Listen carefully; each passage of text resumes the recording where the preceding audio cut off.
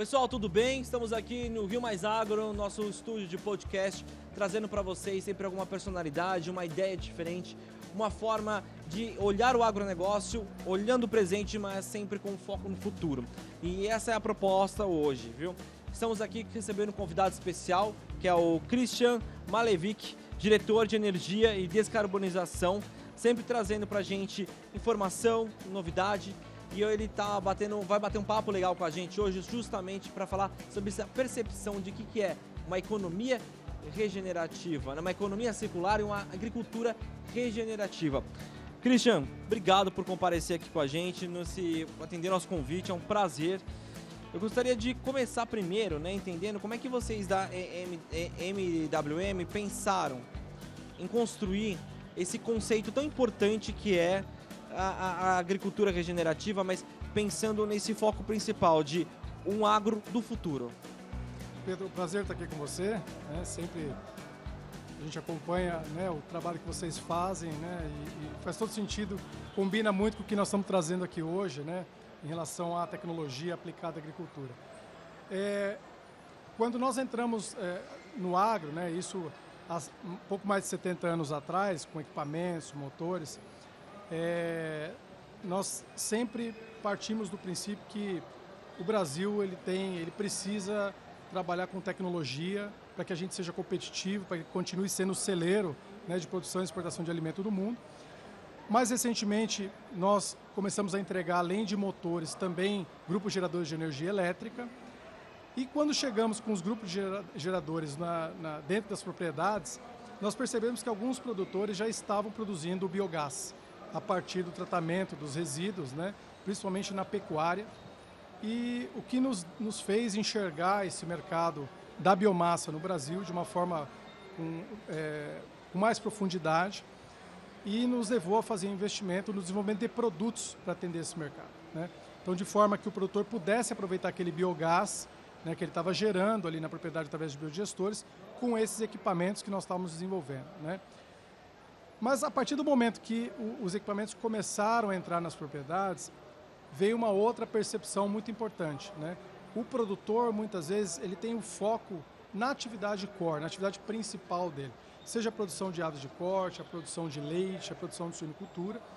E ele, muitas vezes, não tem ali um conhecimento ou foco na geração, na maximização de produção de combustível, energia elétrica na propriedade. E isso fazia com que aqueles nossos equipamentos eles não tinham um rendimento previsto. Então, nós pensamos, como é que a gente pode ajudar esse produtor? Como é que a gente pode gerar essa eficiência através dos equipamentos, indo também no manejo do produtor, indo dentro desse trabalho de como trabalhar com os resíduos do processo, dessa cadeia alimentar. Então, nós nos preparamos, começamos a trazer do mercado profissionais experientes, agrônomos, zootecnistas, pessoas que conhecem com profundidade a produção da proteína, a produção agrícola, inclusive, e como que a gente poderia integrar isso tudo. E o nosso caminho foi sempre partir daqueles pequenos produtores. Hoje, o Brasil é o maior exportador de ave, por exemplo, de carne de ave, quarto maior de suíno. Essas duas cadeias, por exemplo, elas dependem muito da produção integrada, da produção das cooperativas. E como é que a gente poderia dar uma solução para esses pequenos produtores?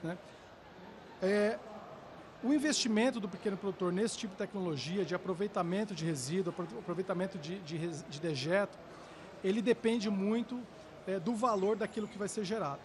Hoje, a energia elétrica no Brasil apesar de ser, inclusive, bastante limpa, e a gente tem muito problema de energia elétrica para o produtor que está na ponta, a energia muitas vezes não chega com qualidade, ela não é suficiente para pagar esse investimento.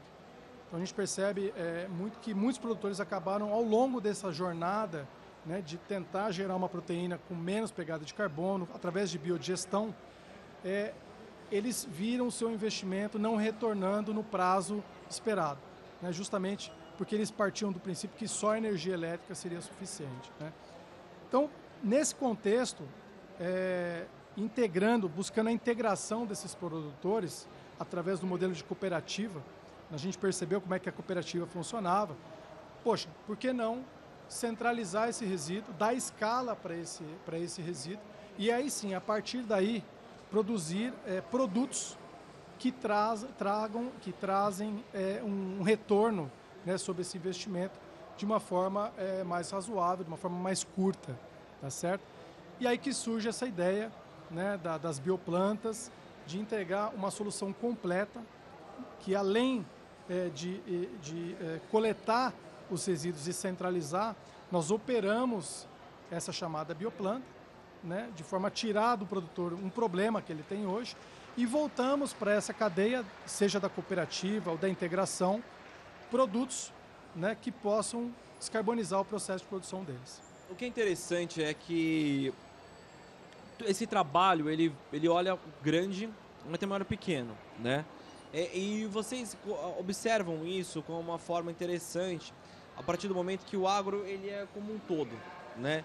O agronegócio brasileiro ele tem o pequeno, ele tem o médio, mas ele também tem esse grande. Mas a história é como colocar todos de uma única forma, lógico, respeitando as suas especificidades, né? Neste sentido, como é que a gente pode também acompanhar olhando um Brasil desse tamanho, com diversos desafios impostos não só pela natureza, mas pela distância, pela falta às vezes de uma informação, ou até mesmo da forma como cada região, cada bioma tem uma forma de produzir. Como é que vocês olham para essa diversidade dentro de um Brasil como esse? Perfeito. O seu ponto é muito importante, né? Essas soluções elas levam em consideração esse ponto, né? Por exemplo, se a gente pegar a região sul, que é mais forte na produção de proteína, né, suinocultura, avicultura e produção de grãos, como soja e milho, a solução ali ela parte do princípio que, por exemplo, o fertilizante organomineral que vai ser produzido tem que atender esse tipo de cultura. Então, o dimensionamento e as tecnologias que são geradas ali, elas precisam atender de forma regional esse produtor.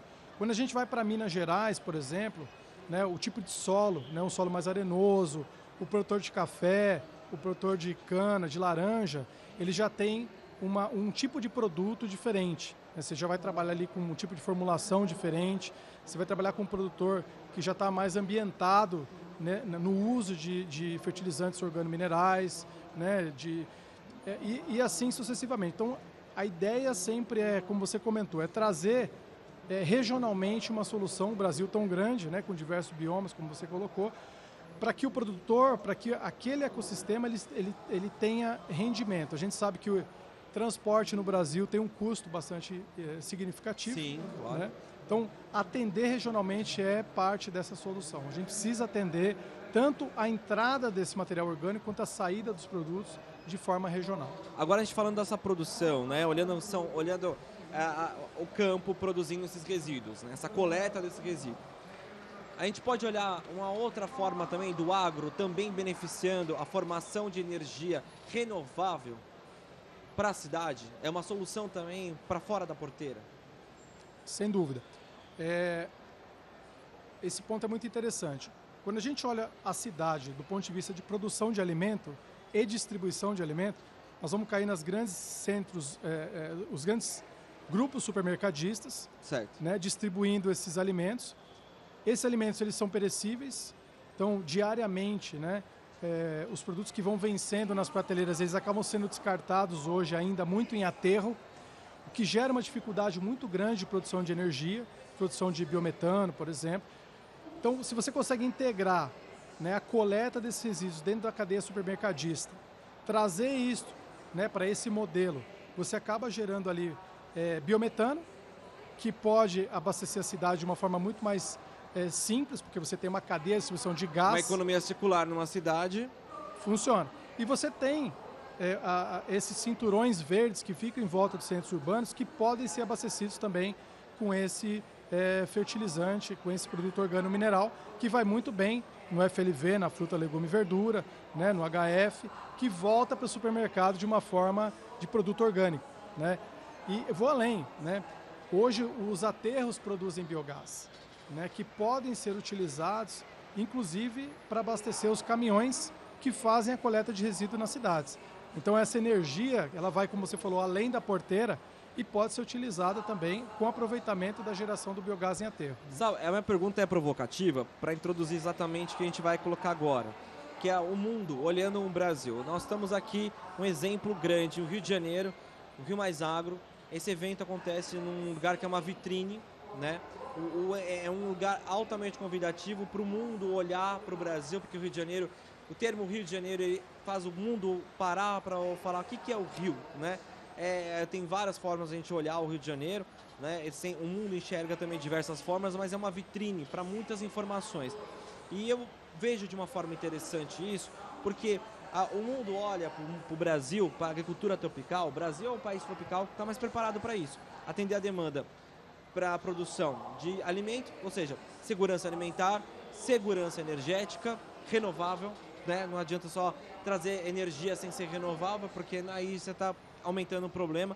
Olhando isso, esses dois pontos, que são demandas globais, como é que vocês enxergam dessa forma, sendo uma empresa que tem um país tropical, olhando também essas oportunidades e, claro, despontando esse futuro que vai demandar ainda mais esses dois pontos que eu citei? Sim, é isso mesmo.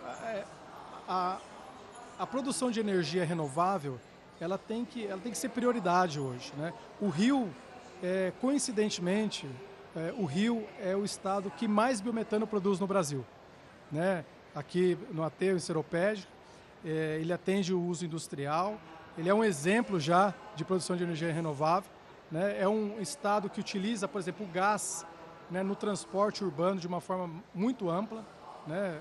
Exemplo também que tem que ser seguido, né, em outros estados. E como você falou, né, a gente precisa, nesses grandes centros urbanos, trabalhar com esse resíduo para retornar à população, né, energia de qualidade a um custo, né, também que não pode ser desprezado, obviamente, que seja equilibrado, não é? Isso é muito importante, né? E a partir daí a gente trabalhar com outras tecnologias que vão vir, né? Hoje a gente tem visto, por exemplo, o hidrogênio como uma tecnologia que vai vir no futuro. A gente até enxerga eletrificação em alguns segmentos específicos, né, como também uma tecnologia de futuro, mas hoje realmente o Brasil, como sendo protagonista nessa produção de alimento, né, naturalmente que ele também é protagonista na geração de resíduo orgânico. Então a gente tem aqui no Brasil, né, uma joia, né, uma riqueza enorme, que é poder ter o privilégio de transformar toda essa carga orgânica, né, em energia renovável, né? Isso que nós temos que fazer hoje. Agora vamos olhar lá para frente, né? Estamos nos minutos derradeiros do nosso podcast, mas olhando lá na frente, como é que hoje, com base em tudo isso que vocês já, podemos dizer, colheram, né? Que de fato é algo que a gente tem que realmente não só aplaudir, mas ver que é algo que é visionário, que rompe a barreira do tempo de uma certa forma, porque é pensar naquilo que o mundo vai desenvolver, precisa desenvolver. Mas olhando daqui esse período, como é que vocês enxergam essa demanda no futuro não muito distante? Hoje, como você fala, né? Hoje e o futuro estão muito próximos, né? Nós já temos hoje um desafio a ser rompido, né?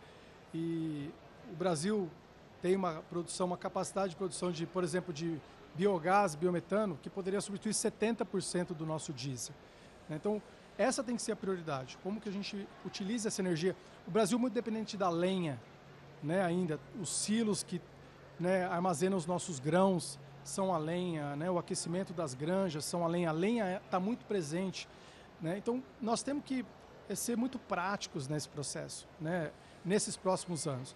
A gente tem que usar matriz com menos pegada de carbono, inclusive o gás natural. Por que não substituir a lenha por gás natural?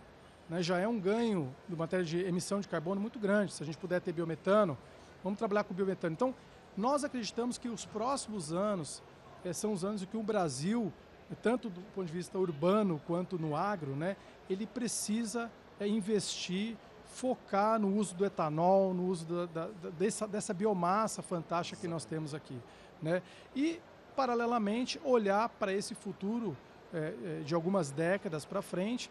O hidrogênio, por exemplo, nós consideramos com a disponibilidade de água, né, que o Brasil tem, da insolação solar, tende a ser um combustível muito importante no futuro também, né? De novo, o que o Brasil pode ter de diferencial em relação ao mundo. Isso que nós temos que explorar. Exatamente. Eu finalizo falando. O que o Brasil pode te oferecer de solução hoje, né? O que tem a solução? Tem uma lista de solução que pode... Qualquer problema global, a gente vai arranjar uma solução. Até porque tem muita gente engajada em ofertar não só soluções, mas em também gerar divisas, gerar dinheiro, obviamente. Produzir alimento. Produzir alimento. Então, tudo isso faz parte dessa solução, né? Essa semana eu estava conversando com o Dr. Roberto Rodrigues, que ele veio fazer um podcast aqui com a gente também, e ele sempre falou, onde tem agro, onde tem alimento, onde tem produção, tem paz. E ele fala isso de uma forma, ele fala, é redundante, mas não é redundante, quanto mais a gente falar, mais a gente prova. Onde menos tem esse tipo de investimento, mais conflito existe. Porque não tem alimento, não tem produção de energia, realmente gera um problema atrás do outro, é um efeito dominó. E aquele país, aquela nação acaba sendo dependente de outras, e aí também é outro problema. A gente consegue ser autossuficiente e também consegue dividir as nossas riquezas. É um país realmente que é continental, é imenso em todos os aspectos. Perfeito. Olha, Christian, muito obrigado pela sua participação aqui no podcast. Foi muito bom conversar contigo e principalmente entender um pouco mais o que a indústria está olhando e principalmente, né, a forma como ela olha o produtor como um aliado e como alguém que quer andar junto, não de forma separada. Muito obrigado mais uma vez pela sua participação. Um grande prazer, Pedro. Valeu. Podcast nosso vai ficando por aqui, mas aguarde, fique em nossa playlist, tem muita informação aqui direto do Rio Mais Agro. Até a próxima. Tchau.